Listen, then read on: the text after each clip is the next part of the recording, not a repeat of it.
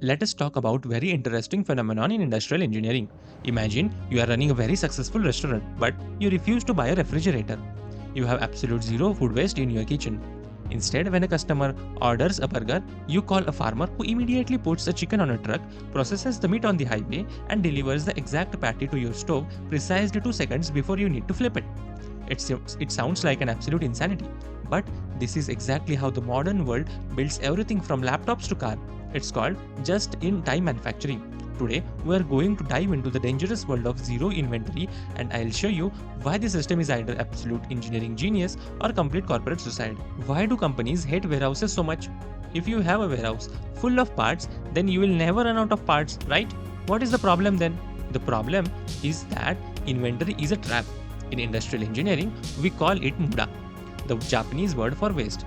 If you build 10,000 extra engine ECUs and put them on a shelf, that is millions of dollars of cash locked up in a dark room.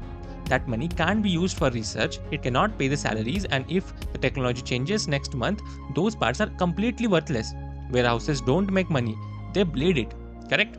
So, if you delete the warehouse, how we are going to build anything? For decades, factories uses push system. The first machine builds 500 steering wheels and pushes them to the next guy. Whether he is ready or not, it causes chaos. The genius solution actually come from an American supermarket in 1950s. Toyota engineers visited the US and noticed that grocery stores don't push food into the customers. The shelves hold exactly 10 bottles of milk. When a customer takes one, the store restocks exactly one. This is called pull system. The factories doesn't build a car until the customer pulls it from the dealer. But how does the factory instantly knows about what to build? How do you control a massive automotive plant without a master schedule? You use a piece of cardboard and enter a Kanban. Kanban translates to a signboard. When a worker uses a part on an assembly line, that empty bin becomes a signal. It flashes backwards to the supplier saying, I need exactly one more of these right now. It's beautifully synchronized dance. The supplier makes parts, put it on the trucks, and it arrives exactly 4 hours before it gets bolted into the vehicle. No warehouses, no waste, just perfect timing. Here is the craziest secret about just in time. When a factory switches to zero inventory in the first time, everything immediately breaks down.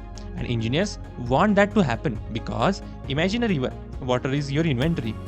The rocks at the bottom are your hidden factory problems. Bad machines, slow workers, poor quality. When you have a massive warehouse full of parts, high water, in that case, your boat sails right over the rocks. You don't even know they are there. But when you drain the inventory, lowers the water, that is, just-in-time levels, your boat hits the rocks. Just-in-time forces a company to fix its deepest, ugliest problems immediately because you no longer have a safety net to hide them behind. But draining the water is a massive gamble because when you don't have a safety net, a single mistake can break the world. This is the corporate suicide part. Just in time assumes a world is predictable. It assumes trucks don't crash, pandemics don't happen, and a giant cargo ships don't get stuck sideways in the canal. If a supplier in Taiwan has a power outage for 3 hours, a massive car factory in India might have to completely shut down for its assembly line by the afternoon. The entire system is held together by incredibly fragile math. Here is a beautiful just-in-time factory. Parts arriving exactly on time, zero inventory costs, all is okay. Now, one truck is delayed by 15 minutes. Watch the ripple effect. Machine 1 stops, Machine 2 halted. The entire multi-million-dollar production line comes to the dead stop because of the 15 minutes delay. This is the reason why supply chain engineers lose sleep at night. Just-in-time manufacturing is a high-wire act. It creates cheapest, highest quality products the world has ever seen.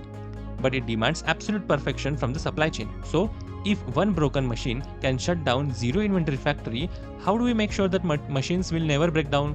In our next video, we are going to explore Predictive Maintenance 4.0. How machines use acoustic sensors and AI to predict their own deaths before they could even happen. Make sure to hit the subscribe button so that you never miss the updates. This is Leansimcorp. Keep simulating and I'll see you in the next video.